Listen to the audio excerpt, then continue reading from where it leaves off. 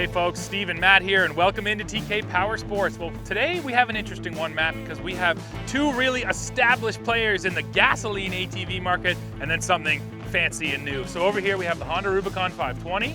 I've got the Grizzly 700, and then right there in the middle, we've got the shiny newcomer that is the Can-Am Outlander Electric. And in this video, we're gonna take them off-road, run them in the mud, we're gonna drag race them because you know we have to, and then we just have to have a conversation, Matt. Is electric really the future in off-road, or is gas here to stay? All that's coming up right now.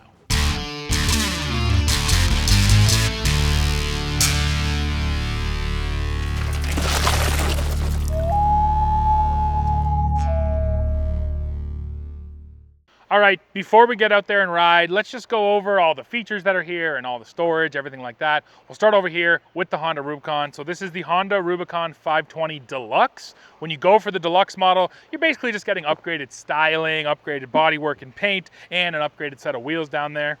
I think it looks pretty good. Now, talking utility, up here in our front rack, you do have a little bit of storage. And when I say little, Matt, I do mean little. Like, that's not a very big bin right there whatsoever. Pair of gloves, yeah, goggles. Exactly. Better than nothing, but not very big. And then just behind it, you do have a little access hatch there, coolant, radiator, and one electrical hookup there. And you do have some 12-volt power right there, which is waterproof, it looks like, when that cap's on, which is nice. Nice to have. I'll also point out these big cutouts here in the rack. These are for Honda accessories. And our front rack capacity here is just 99 pounds, which is the lowest of the bunch. Now rolling back, yeah, storage-wise, sort of at-hand storage, it's really only that one over there in the fender. Get that guy right there, and again, let's put my phone in there so you can kind of see there's not a lot going on. Maybe again, a pair of gloves. And this is the only machine that doesn't get the storage sort of right here between your legs too, which is always a nice spot to have it. This machine also just has the smallest little display of the three. You know, it's got all the relevant information, but it's decidedly old school, no doubt about that. Now, moving back, rear rack, again, you get these cutouts for the accessories. You do get a little bit of tail light storage here. That's kind of the classic spot for storage in these ATVs, and there's actually a little toolkit in there and all your paperwork, so nice to have. Now, the one other glaring omission, at least to me, Matt, on the Honda, is no 2-inch hitch receiver. You just get this, the hitch ball will drop right in there. But I don't know, I'm always a big believer in you already own 2-inch hitches usually. If you have a truck, you have a bunch of them, why make me take the ball off and put it in here? I like the 2-inch hitch receiver. I don't know why Honda doesn't do that. It seems strange, right? Especially considering now you have clearance issues with a trailer tongue that has to get all the way in here. Also versus having a little bit more out. I mean, maybe that's a towing thing, a tongue weight thing, you know, keeping it close to the body, but still, yeah, 2-inch hitch, it's become 2-inch standardized. Hitch, as long as we're back here. Yeah, and then finally, I'll just say the rear rack capacity here is 187 pounds. So now moving over to the Can-Am, and the one thing we noticed was the rack capacities, right? This thing has by far the best capacities. Front and rear. Yeah, back here in the back, it's 240 pounds, which is legit. That's a good number. And you do have the connections for the link accessories through Can-Am, which is nice. Yeah, and same thing. I like this, Matt. Some people were of different minds. I like the fact that they kind of got rid of the bars here. It's recessed, so things will actually sit down in here just loose. Then you can still tie them down. You've still got the frame to strap them in, exactly. And then you can still get accessories that go in there. I know the one Can-Am was proud of is that you can get a fuel caddy that sits in here, and because it now sits flush, if you do roll over, it's not going to be sitting above the machine. It's not at risk of you know, really exploding or anything like that. The joke there, of course, is you don't need a fuel can for this one. Oh, that's a good point. But of course, it's the same design as every other Outlander. But yes, this is Outlander Electric, so you're definitely right about that. Now moving forward, this is the only one that has a nice screen on it. We can boot that up so you can take a look at it. But yeah, it's a really nice looking LCD screen up here. It's controlled using these handlebar mounted controls. And that's one thing, Matt, it's electric, but it also feels decidedly, you know, modern because of things like that, compared to the other two, which feel like old school ATVs. And you do need more information with this vehicle, right? Also fair. Because you have your different regen settings, your different engine settings, and as well as, you know, your range, your battery performance, etc. Sure, there's a lot there. And then we do get that nice storage in there, which does feature You have a 12 volt, or is that just a USB? That is a USB plug, type C and type A. Yeah, I like that. And this funky little, I know you got your phone there. Yeah, here, I'll toss my phone in. This little cell phone rack. So your cell phone lays in there and then kind of gets... Got this little rubber corner guy. Cradled, if you will. Yeah, I like it because the phone sits at an angle that you could literally use it, right? You're sitting here, you open up, you could go poke around there. If you had a map open, you could just quick be like, yep, there we are, I see it now. Yeah, I like that. On the flip side, though, it does kind of take up a lot of space in here. So you're going to get a pair of gloves or something down underneath. but nothing big, not like a water bottle or something. Yeah, you're picking or choosing what goes in there. Fair. So now over here on the driver's side, I will point out the charge port is down here for this guy. Now we will charge it later in the video just to kind of, you know, give it a shot, try it out. But yeah, I don't know, man, it's a little bit low. You know, I worry that it's going to get muddy and gross, and then you're trying to open it. My initial thought when I saw it was, so here I come, I'm going to go hop on in the morning. I forgot that I'm charging. Oh. Yeah, that's I mean, fair. I don't know how often that'll happen, and maybe it's just me being a little sensational, but that was my initial thought when I saw the positioning. You know, it could have been right here, and it wouldn't have been an issue. Yeah, right up top or something. Yeah, again, we will have to try and kind of plug it in to see. Now, also 12-volt power over here, so USB ports in, but then also you got a 12-volt. That's sort of handy as well. Yeah. And then the front rack. Do get this nice big storage up here in the front. So that, again, weather sealed to keep everything in, and there you do see your Rotax charge cord. Now, I did make the argument with Steve, you're kind of losing this bin in so much as this guy will likely be going with you everywhere you go. Now, obviously, you can put it somewhere else, keep it in your truck, but you're riding from place to place. You're that guy going from, you know, along the trail from one spot to the next hotel. You want to take this with you. You've lost some storage, which is a weird thing to think about, but no, it's fair. Still ample amount in here, but it's something to consider. I'd like to see the day they have a dedicated storage for that, you know, down in the fender or something along those lines. It feels like it could happen. And then on this rack, it does say not to exceed 30 pounds on the lid of this guy, but the rack will take 120 pounds. Yeah, which is nice. Also, big front bumper up here, which is, yeah, nice to have as well, plowing through the bush. Now finally, let's talk Grizzly, and this Grizzly today we have is the XTR. So this thing gets extreme terrain, upgraded tires, upgraded wheels, upgraded bodywork, and a standard worn winch down there. This is actually the only one of the three to have the winch. That's part of the XTR package. Right away, you're gonna notice these big Kolpin tool holders. These are Yamaha accessories. These don't come standard, but nice to have. You're hauling a shovel, an axe, something like that. A gun, I suppose, in some applications. Yeah, you can drop it right in there. Now the racks over here in the Yamaha are decidedly old school. This feels like the same rack that's on our old 2017 Yamaha and has been on every Yamaha for 2 decades. I bet you it would fit if we needed to swap them. Yeah, nothing wrong with that, but it's just worth pointing out that these other two brands are trying to kind of innovate racks where Yamaha is just leaving them alone. And you can put 110 pounds on this one up here in the front. All right, well, which is pretty decent. Yeah. Now, talking storage on the Yamaha, we sort of have two different options here. So first, you do get the storage right here between your legs. Now there's nothing in here, no phone holders, anything like that. I don't even think there's power in there, right, man? Not that I see, but this is the largest of the bunch, I will say, in terms of just capacity overall. Yeah. You can fit a ton of stuff in there. And then this one's nice over here, the threaded storage, and I like that that thread's on there. It just makes me feel like it's going to be properly waterproof. There's a bunch of paperwork in here right and stuff now. in there, stuff that you don't want to get wrecked, right? Exactly. If you really want to keep it out of the elements, you're going to go ahead and use that one. And there is a 12-volt hookup down there in the fender of the Yamaha as well, so you do get a bit of power. Now, coming to the back again, accessory bin here. This does not come standard, but it is nice, Matt. You bolt it right onto your rack there, and you got a considerable amount of storage. And it is weatherproof as well. Yeah, rubber gasket and a plug hole down in the bottom, so if you did fill it with ice or something like that, you can drain the water out when you're done. And plus, it's lockable. On the rear rack, I'm assuming not including the weight of this guy, but you can put 198 pounds, so just a hair under 200. Nice. So, I mean, that's pretty impressive. So yeah, I would say kind of overall, talking at-hand storage and features, the Yamaha and the Can-Am are pretty close to each other. Yeah. The Honda feels like it's lacking a little bit. A little bit. How about power and suspension and off-road hardware? Well, over here on the Honda, this thing has a 518cc single-cylinder engine, making about 30 horsepower, and that is sent through a 5-speed dual-clutch automatic. That is definitely one of the most unique things about the Honda, is that it doesn't use a CVT. Now, talking about tires, this is just a set of 25-inch tires, so they're the smallest tires of the group. It's double A-arm suspension here. Travel in the front is 7.3 inches, while travel in the back is 8.5 inches, but yes, that also means the Honda has the least travel and the smallest tires, but that's okay because it is also the most affordable in our shootout today. So we keep saying that the Honda just feels a little bit older, but here's something the Honda can do that the other two can't. When was the last time you saw one of those? Starts right up every time. Now let's talk Grizzly. So the Grizzly 700 uses a 686cc single-cylinder engine, making around 50 horsepower, and that is sent through a CVT. And one thing you have to point out with a Yamaha is that there is a 10-year belt warranty. So yes, you have a drive belt here, but if it breaks anywhere within the first 10 years of ownership, Yamaha will replace it.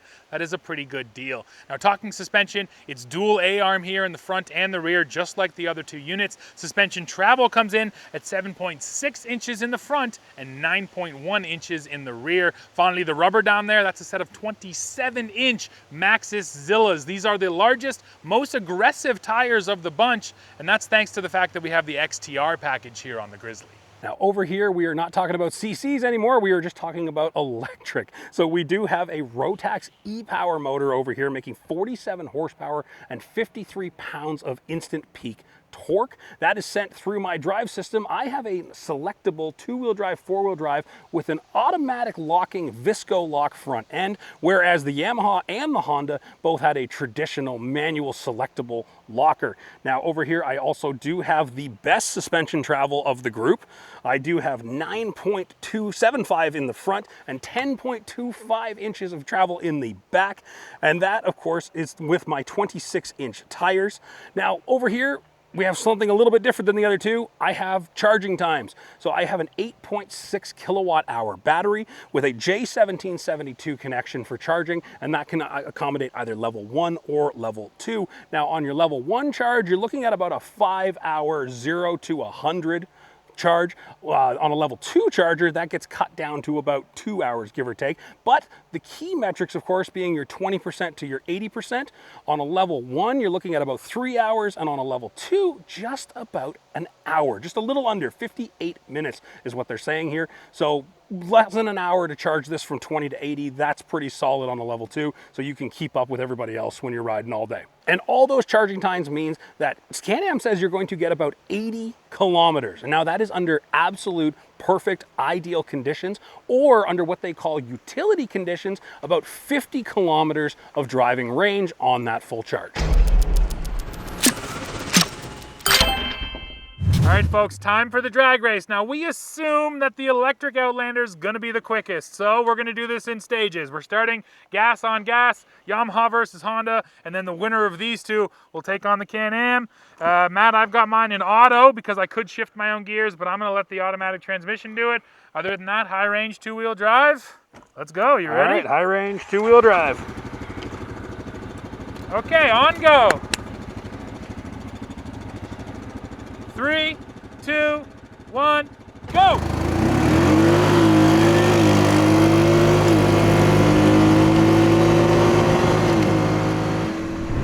right, Matt, well, I lost on the Honda, but I don't think I'm gonna lose on the Can-Am. I don't think so either. I've also got sport mode over here, so I'm in sport, still just two-wheel drive. Two-wheel drive high over here. All right, I'm ready. Let's see what I'm happens. gonna see if I can spray you twice with rocks today. All right, here we go. Taking off in 3, 2, 1, go!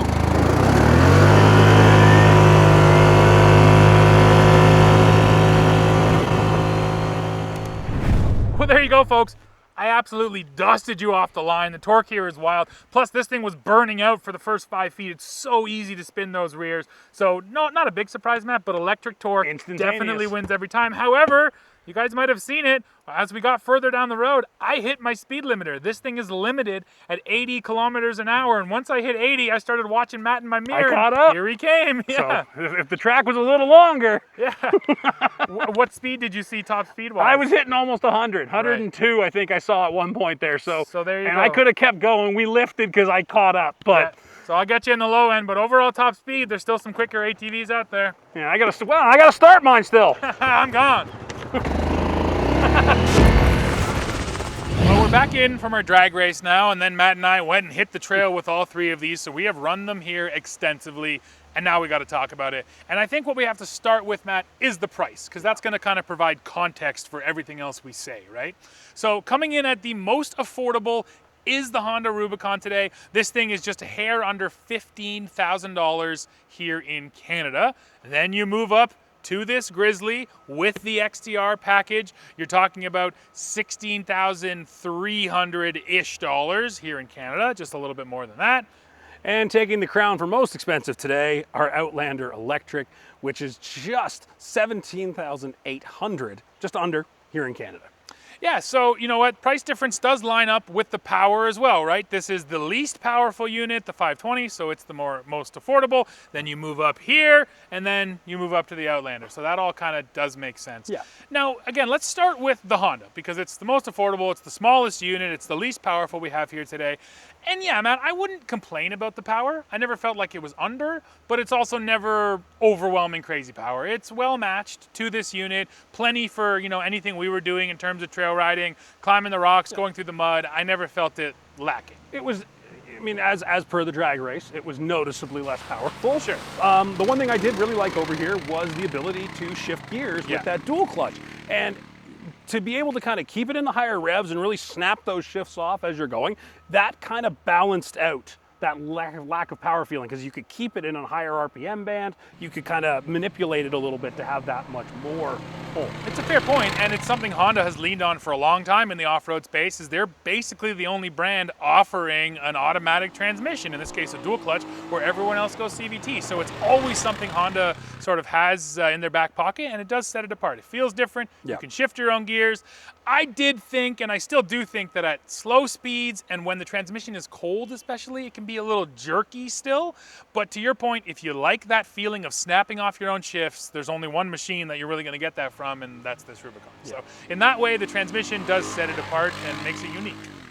And yes, you might be saying, well, why didn't you have that new Rubicon 700? Well, there's two main reasons. The first one is that we don't get to pick every machine we get. We get whatever is available to us. That's why we have this 520. But the second reason is that we reviewed that thing just last year. It's here on the channel. You can go find that video. And Honda gave that thing almost no love. It used to be called the Rincon. They renamed it. They gave it some new plastic and gauges, but everything else stayed the same. So even though it has a more powerful engine than this thing, it has worse suspension, a worse transmission. Everything about it, to me, just doesn't make sense. It felt old. It feels very old. So actually, I almost prefer having the 520 here because this is the machine that Honda feels like they focused the most on. Yeah. So just in case you were wondering why we didn't have that, there's your reason. Now let's talk Grizzly.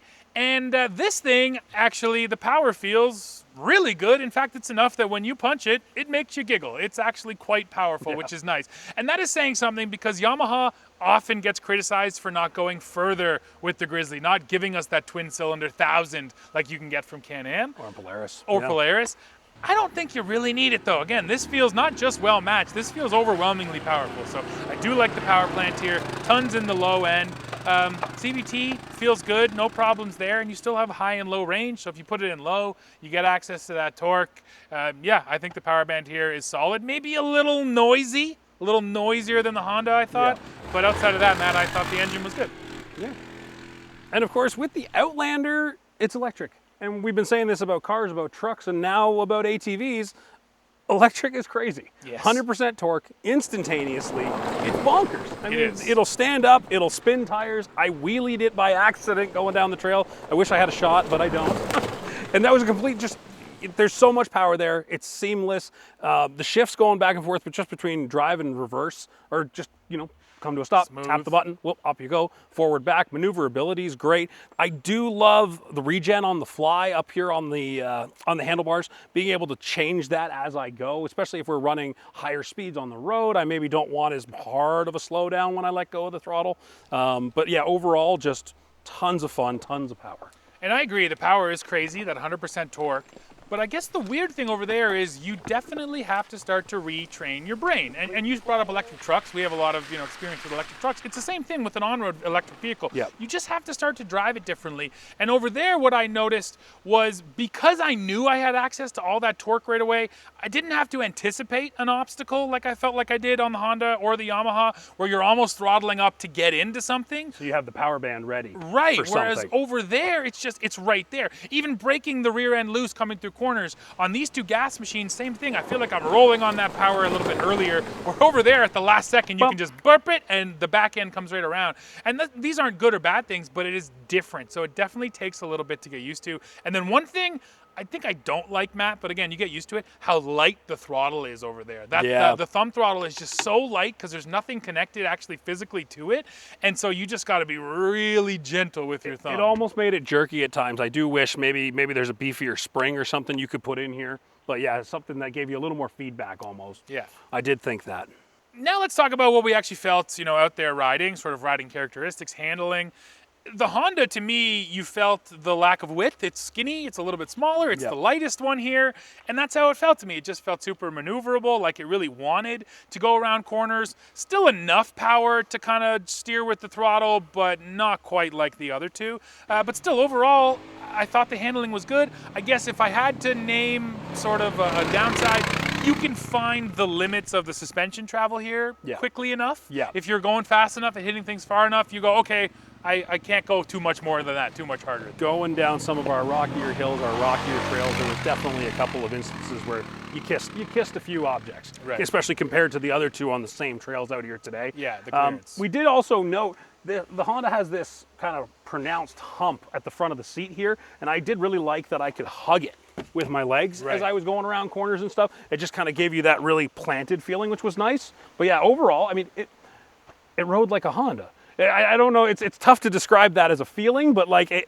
their characteristics haven't changed very much over the last couple model years. Sure, easy and typical, I think, are the good words. Exactly. Talking about the Grizz over here, this thing is certainly defined, I think, by the tires, right? These Maxxis Zillas are incredibly aggressive. You can notice just because they have those big paddles on them, when you're just riding flat ground, you don't have a huge contact patch. So the steering feels really light. The power steering over here is also over boosted. Feel aggressive over there. Yeah, it's really boosted, and you cannot change that. It is one setting, so one size fits all. So yeah, sort of just going down the trail, going around corners, I think I preferred the Honda a little bit more, but then the second we got into that sloppy stuff, it was so obvious that this Grizzly had so much grip. It was not slipping a tire whatsoever, climbing those rocks, going through that mud. So I do think overall, if you're just trying to get into the gnarliest place, this package would be the one I would take. But then, yeah, just for flat ground riding, I don't know, the Honda felt pretty dang good, and I guess I just liked it because it was a little bit smaller. This felt more trail, more ranch, more farm, if you will, versus mud bog. Mud bog, right? Yeah, fair. and that's absolutely it. I mean, those tires, they're discharge, just throwing rocks and mud out of that thing. Yeah. I was hitting myself in the head. I kept getting rocks off the helmet, and I'm like, there's no one around me.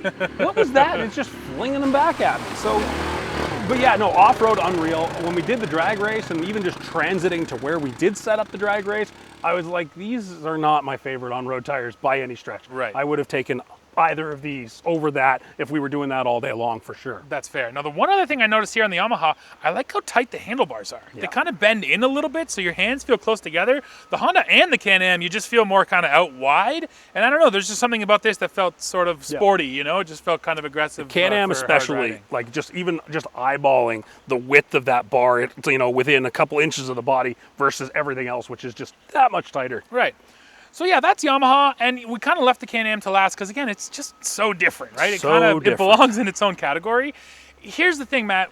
EVs, when you hear EV and you hear battery, you think weight. So it is the heaviest one. Yep. However, in the world of trucks and cars, the battery packs are generally essentially the floor of the vehicle, built into the floor. So they're heavy, but you get that low center of gravity. So I've often said, yeah, even though you do have that weight, if it's in the correct place, you don't notice it as much. Improves your handling characteristics. Absolutely. Over here, that is not the case, and that's because you can see the battery is not at the lowest point. It's a little bit higher up. So when I first got on that thing, that was my first feeling going through a corner going, oh, the CG here is not as low as I'd like it to be. I don't want to say it feels like it's going to roll. It's not that aggressive, but it doesn't have that stuck to the ground, hunkered down feeling that I kind of was hoping it would. And we stuck our heads in there and kind of peeked through the gaps in the panels, and you can see that they've moved the battery pack up to accommodate the drive shaft. Because you've got motor in the rear, drive shaft to the front, right? Front diff, rear diff kind of thing.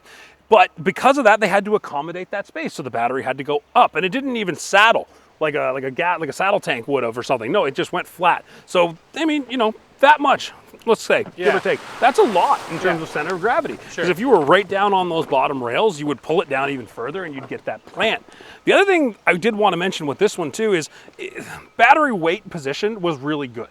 I was afraid of having too much squat in the rear. Right, EVs always have that traditional squat just from torque. So by moving it kind of ahead, putting it in where the traditional gas tank would have been, they did combat that a little bit. Right.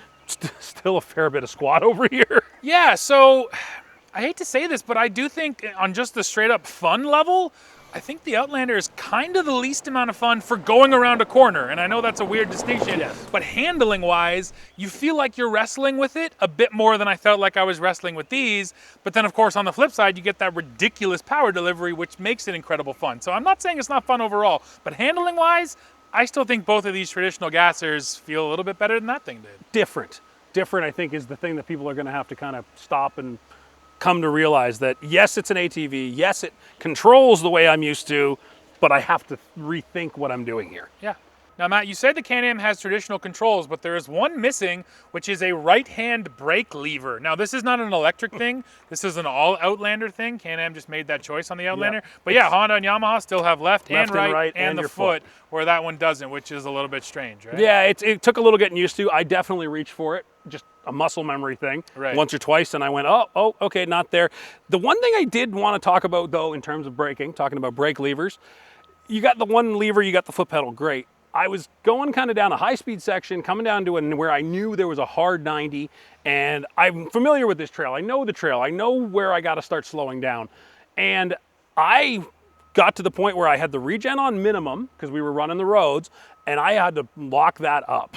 And it was close. It was close, I'll put it that way, where I was like, wow. And it's a combination, I think, of the extra weight over here, right? I mean, I'm not a small rider either. That definitely is a factor. But without having the regen on medium or even max settings, you're losing some of that capability. And again, I just don't know if it's overworking the brakes. I mean, it's a brand new unit, so I don't think there's anything worn here. So part of me thinks you got to keep in mind a little bit more stopping distance, and or just make sure you run the max regen. I don't know why you wouldn't, especially once you're comfortable with how it operates and how it feels. Like you're getting that most recoup while you're out there on the trails. Yeah, and that was my feeling, was that on max regen, I didn't feel like it was that, intrusive. It's not like when you're lifting throttle right away, it's grabbing you or anything like that, like some trucks can be. No, so to your point, I'd run it on max basically the whole time. It does blip the brake lights though, we've noticed. True. So if you lift on the throttle on the trail and you've got a buddy close behind you, like I had Steve today, I lifted and it's blipping the brake lights at him. So just bear that in mind. The guy behind you might be like, why is he stopping? But you're not stopping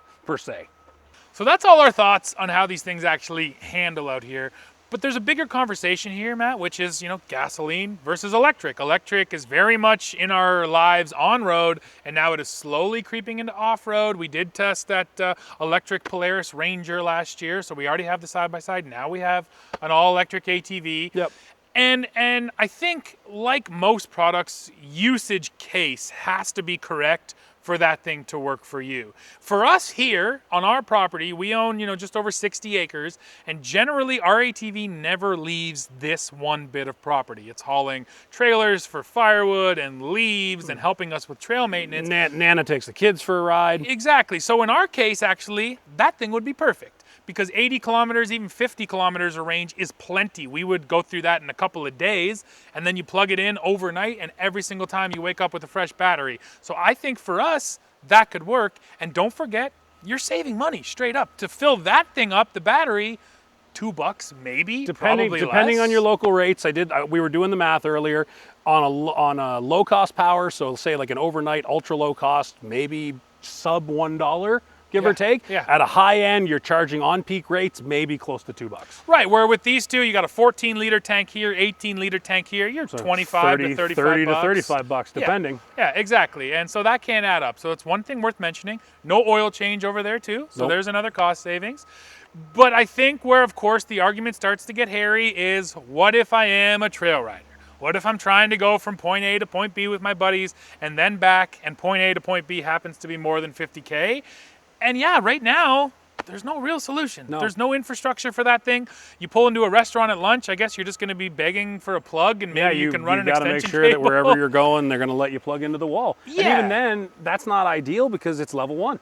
Right. It's a level 1 charge. So that, unless you know where you're going, happens to have a level 2 charger that you can tap into. But even then, public charging infrastructure in the automotive world, we know is a nightmare. Yeah. So where it's already non-existent in the off-road world, I think the usage case, again, people like us with the hobby property, with the farm, farmers might like this type of thing, cheap to operate, just bombing around their fields all day. That kind of thing would be great, ranch type idea. Sure. I want to say hunters. I hunt. I'd love to hear from you guys on this one, but you know, you hunt, get into your spot silently. Right. And no fumes from the engine. No, you know, like we've had a couple instances today where even our cameraman was trying to film me and I had to yell at him, "Hey man, I'm coming right now," because you don't know, you don't hear it. It's a little shocking. So hunting, maybe. I'm trying to figure out who else would use this. Yeah, no, I think those are the two big ones. Sort of one contained piece of property, someone who's going to hunt, and then I do think, yeah, you can recognize that because of that power. If we had hooked up trailers today, you know that thing would have pulled it the best, just because that torque delivery is ridiculous. So I do think ranching, farming, when you know straight up you're looking at your bottom line, dollars and cents, and that thing's going to save you money. $1 a day versus 30 bucks every couple days. It might make sense for you. And then over here, I don't really think we have to talk about these too much. They're traditional. There's gas stations all over the place. The infrastructure's been set up here for decades and decades. So these are just you bring simple. a jerry can on your long ride. Exactly. So yeah, I think that's kind of a lot of thoughts, Matt. But let's throw it back to you guys, please. Let us know, what do you think? Electric ATVs, should this be the future? Is it something you're interested in? I'd love to hear your thoughts in the comments. Well, folks, we are coming to the end of this one. Now it's the end of the day. We're done shooting, so we came down here and we decided to plug that Outlander in because it's time to go ahead and charge it back up. Yeah, let's get her plugged in here. And one thing that is worth noting, and we're at our cottage right now, seasonal property. The plugs here are 50 years old and they live outside, but still, it didn't like 2 of our exterior plugs. We had to try 2 plugs before we found one where it would actually take the power. It just said, no, charging is incapable or charging is not complete. Unavailable. Not available. Unavailable, thank you. It just couldn't do it. And so it's worth mentioning that EVs these days, they're all smart, and if they don't like the plug for whatever reason, you might not get power. So you can't just assume, too, that if you're out in the bush and some hunt camp, hey, has an old plug, might not work for you. Yeah, exactly. So even though you called ahead and you did your due diligence, there's still that factor. Yeah. Right? And we've run into it a few times. There's 2 plugs in Steve's garage that EVs don't like. Yeah, we've learned. For whatever reason, right? Which is annoying. So what does the screen say there now, Matt, until you're fully charged? I'm looking at, right now, we're at 44%, looking at 3 hours to full. To 100%, and that's on a level 1 charge. Right, which again, for an overnight charge, fine, no problem. Yeah. You wake up, you're full. However, if we were out on a fun ride, yeah, you'd have to sit there for 3 hours. I got this guy, pour my fuel in, and 2 minutes later, I'm back out on the trail. So there is definitely just a whole shift in the way you think and the way you ride and the way you plan if you go electric. I think that most customers aren't going to be ready to make that shift just yet. Not for a while. But we have to wait and see. It might be like on the electric side with trucks and cars. We thought these things were really going to take over. They've slowed down. They're still coming on. They're just coming on pretty slowly. It's still interesting that power sports has not followed the car trend and gone more hybrid. But also true. You know, that's another talk for another day. Yeah, we'll have to wait and see. And with that, I do think we're done with this video. Now, no, there's no clear winner here. We just really wanted to present the differences between these units, and then especially the differences between old school gas and new school electric. And now, of course, we need to hear from you. So please drop in the comments. Let us know what you thought of everything you saw in this video. Hey, would you buy an Outlander Electric? We would love to hear about it. And then as always, while you're down below, don't forget to hit like, hit subscribe, hit join to become a member of TK Power Sports. And hey, if you're watching on your phone, hit that hype button. It does help us out. And then as always, come right back here to the channel and see what we're testing next. See ya.